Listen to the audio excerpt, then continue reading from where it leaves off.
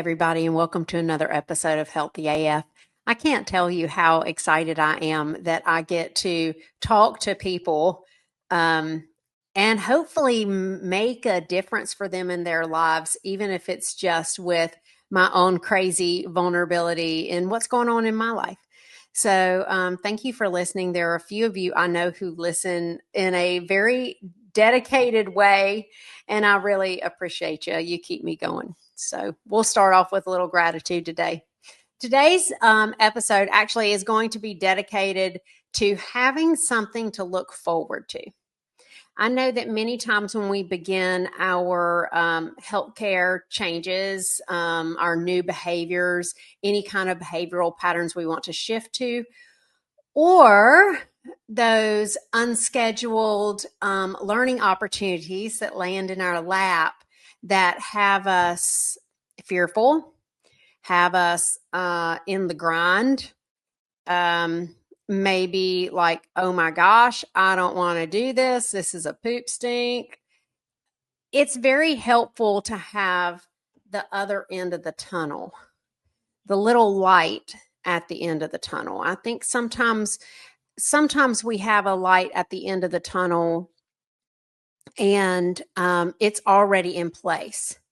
But today I want to talk about how we manufacture lights at the end of the tunnel when we're going through that challenging time, be it a new lifestyle change, a new exercise regime, a new daily schedule, or be it something bigger like an unwanted medical diagnosis. You know, when loved ones or we get diagnosed with cancer, it's just not a short-term fix. It's not a, well, you know, I can do this for a day or 2 minutes. It's more of a like 90-minute soccer game or marathon. So when we look at doing things like that, the lights at the end of the tunnel are much farther away than I'm just going to try to eat this way for a week, pat myself on the back, shed a few pounds of water weight. So recently I had an opportunity to commit to some family challenging times that we've had, and it required me to be across the state in Hickory. Where I am in Wilmington is about 5 hours. It's 4.5 really, but you know I've got to stop and pee. Okay, so let's just call it 5 hours. And so in about 10 days, I will have gone back and forth to Hickory 3 times. So if you do the math, that's about 60, I think. Is that wrong? 5 and 5 and yeah, 30 hours of driving. 30 hours of driving in 10 days. And that's days that I miss my productivity. That's days that I miss my community.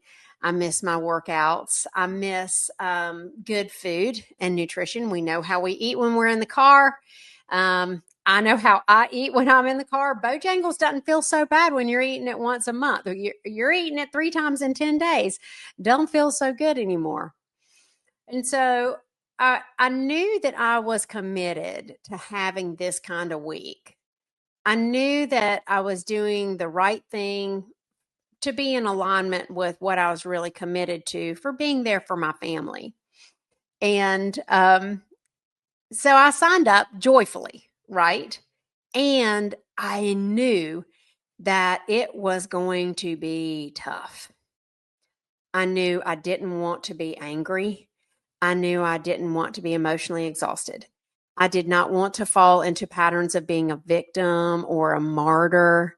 Think about a time where you've done something and you've started off like, I'm really willing to do this. And this can be anything small to big. It can be like, I'm really willing to have a salad for lunch every day.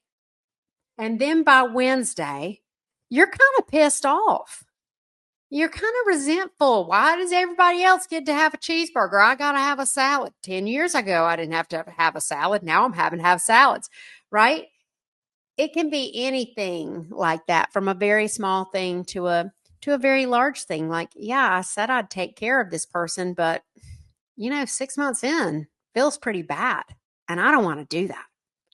So I was very well aware of the opportunity that I had to step up and live into my commitments.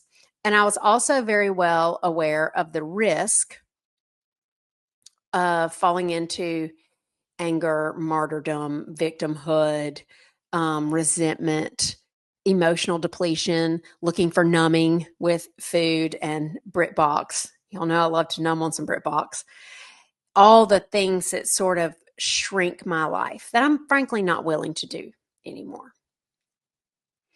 So I had to make some choices, and I had to look, and I very wisely manufactured some things I could look forward to. So oftentimes when I work with my clients, in the midst of our 6 months together, they'll have certain things that they are looking forward to that they may use kind of as a reward. I've had clients that say, well, when I lose this 10 pounds, I'm going to go get a massage. And I know that's going to be very motivating for me. Okay, great. Or when I, meet this whatever goal, I'm going to buy myself a pair of new boots. Great. When you choose your manufactured goals, your manufactured sort of rewards, let's call them rewards, something to look forward to. When you choose those, the choosing is important. So for me, before I started crazy town of back and forth, trying to support across the state, I made a list of things that I knew I would let go of, not do, miss. And they were things like, I know I can work out in Hickory, but I don't have anybody to work out with anymore, and I'm really going to miss my gym community. They were things like, I know that I probably could do something to help me eat better, but really, like, I just need some good food dropped off to my house. Who can I get to support me in that way? I know that one thing that falls off track really fast for me is my friend time. I lose my friend time like that. My weekly breakfast with a friend gets thrown in the trash. My walks or bike rides with friends gets just like, as soon as I get busy, that's one of the first things to go. And so I made a list of all the things that were kind of the first ones to go that were also exceedingly nourishing for me. Very nourishing for me to have a conversation with a friend. Very nourishing to have that solitary time on the beach with just me and my journal. So I made the list of like, okay, Amy, if you're committed to walking through this tunnel, A, you're going to need some light on the other end. And B, that little light is what you're going to use to support you being in the tunnel with joy and with presence and with compassion for yourself and others and all the good things. Okay. There's no reason to walk through this tunnel pissed off. That's not the way we're going to live anymore. So I chose a few of these things. I actually made a list in my journal that day. And then I wrote out beside it how I was going to accomplish those things. I ended up calling a friend and asking her if she'd make me dinner on Wednesday night. And I already had a big event coming up tonight that I've been very excited about with some of my friends. A gym mate, classmate of mine, is having a birthday, and we're all scheduled to go to the Spice Girls tribute band. I'm really excited.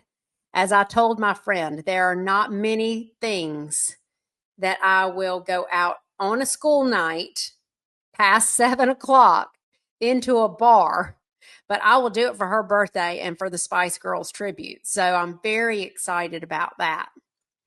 There were also some things I had to put in place to get me ready. While I was driving back and forth across the state, I needed to buy my Spice Girls ticket, and I needed to get some help on fashion. So I called my daughters, and within like 7 minutes, they had me a cheetah halter top ordered on Amazon and had a full discussion over what type of pants I should wear and what type of heels I should wear and what they were going to do with my hair. So then I really felt so connected and supported and excited about these things. And it just had me think about how many clients I have who use a reward system on their journey when they're going through those tunnels of like, wow, this is hard and feels challenging. What is there on the other side of this that can nourish me? You know, I talk to my clients a lot about, hey, girl or dude, okay? I do have some clients who are dudes. I love my dudes. You got this much energy bandwidth, okay? And when you start changing your behaviors, changing your behavioral patterns, you're using like 90% of your energy bandwidth to like ask your brain to do something totally different. So remember, you're going to have to really nourish yourself so that that bandwidth is supported. Sometimes we think we can just walk through hard times and deplete, numb, and the results are okay. And I guess they are if your goal is survival. But I don't want to survive anymore. I want to thrive. I want to be in joy and in presence. I want to be empowered. I want to realize that I'm doing what I'm doing out of my commitment, not out of I have to or I should or someone else expects me to.